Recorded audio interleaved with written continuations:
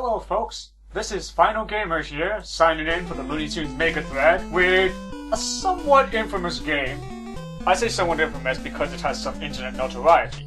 This is Bugs Bunny's Birthday Blowout, and it was a game on the NES made by some company called Camco.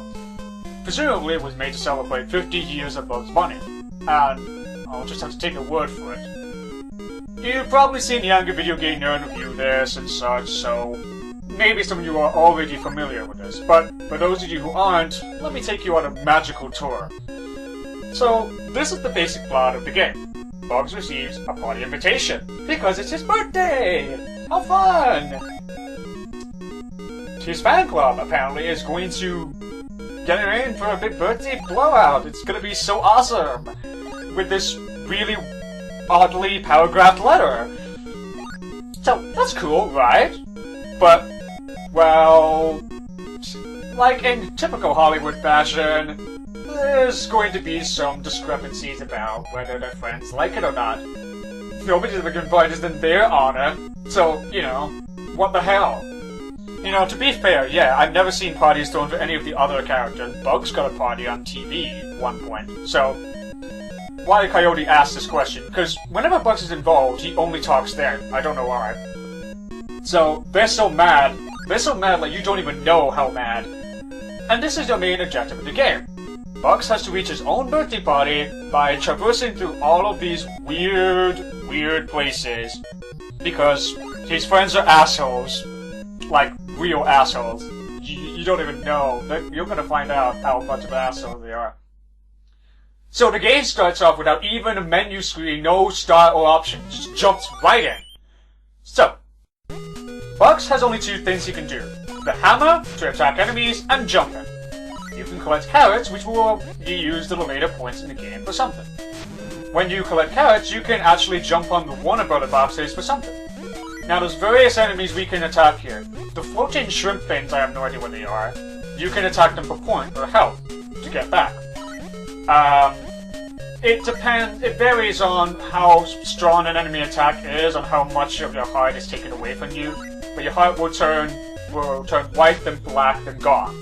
So you essentially get 3 hits, but it's not quite accurate.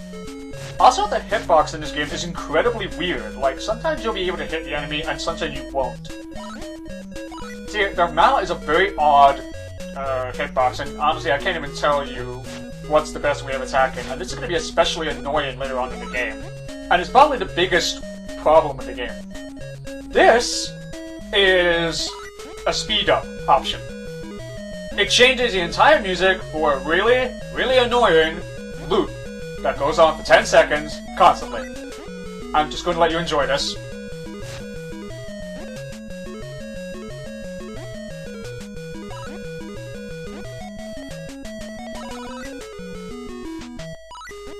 Yeah, that's annoying, isn't it? That's gonna keep playing until an enemy hits you. You think this is like invincibility or temporary? No. There, I saved you for that. You're welcome. I got attacked by soap bubbles for you. So the speed up option, I have no idea what it does other than just making you faster and jump farther. I presume that's one of the options. It's one of 2 or maybe 3 power-ups you get in the game. Honestly, they're not really good at all, they're very useless, and you're just better off grabbing the carrots. Carrots are always worth it. Now, there's various enemies I can explain about, but honestly, most of them are pretty much the same. You can bonk them away. Soap bubbles shoot out soap boxes. Soap boxes shoot out soap bubbles. This game's already confusing me. The hammer guys, they just wander around and smart hammers. We now reach the end of the stage, and every end of the stage has Daffy. Daffy is a piece of shit, who is completely useless in the game, and he cannot even... well, he's not even a boss. But likewise, you can't hurt him, either. I don't even understand the point of this rabbit season box, because you can't change it, and there's no duck season box, no nothing. Maybe you can change it, but I haven't tried, and either way, it's still pointless, because you could just jump and grab the carrot and leave. Now, this is why you get the carrots. This is the bonus stage in the middle. It's kind of like Super Mario Bros. 2 with the slot machine, except actually better. Because... okay, it's not better. I lied. This is a piece of shit. It's basically bingo. You just press as fast as you can and hope that the numbers line up to get extra lives. It's completely random, there's no technique whatsoever, it's actually worse than Mario Bros. 2. So, still round 2. Each stage has 4 rounds. And, oh look, a clock! What is it with Bugs Bunny and clocks? First we had Lost in Time, and now we have this clock that explodes for no reason. Is there something about clocks with Bugs Bunny? I mean, I know he kinda has a lot of them in his cartoons, but was it really that consistent? I mean, that, significant? Oh yeah, don't attack clocks, they explode, so just leave them alone. Now that weird bunch of beads it's very weird. They just dump around like that all the time, and if they're red, they hurt you. If they're green, they don't. Simple as that. Again, hitboxes in this game towards you and towards enemies are very weird. Like, if something hits the ears of bugs, it doesn't hurt, as you can see from the red beads from before. But anything lower than that, it's pretty much ow. The first enemies here are like no problem at all. Oh yeah, some blocks will be like, they will break. 2 clocks! Hello, we're going to explode. Double time. I'm sorry, I love those little clocks. I think they're adorable. They just sort of wander around, looking evil with the little faces. Like, oh, guess what time it is? Time to die! But either way. So, this is really it. This is just run through a stage, collect carrots, and that's about it. It's a very basic game, honestly, and there's not a lot of complications to it. I tried going for that little heart there, but I thought no. Because, mini-boss! Guess who this is? And it's Tweety! Tweety is a fucking shithead in this game, and I hate her with every part of my being. I already hated Tweety, so this is worse as ever. Tweety's tactic here is she will always attack you, or he will always attack you when your back is turned, and will throw tomatoes at you. The tomatoes take out 1 entire heart of hell, and that's awful. I barely survived this fight. I almost died fighting this thing. I almost died fighting Tweety. How sad is that? So after beating the shit out of it, I fly away in my balloon. Bugs has a balloon, I don't know why.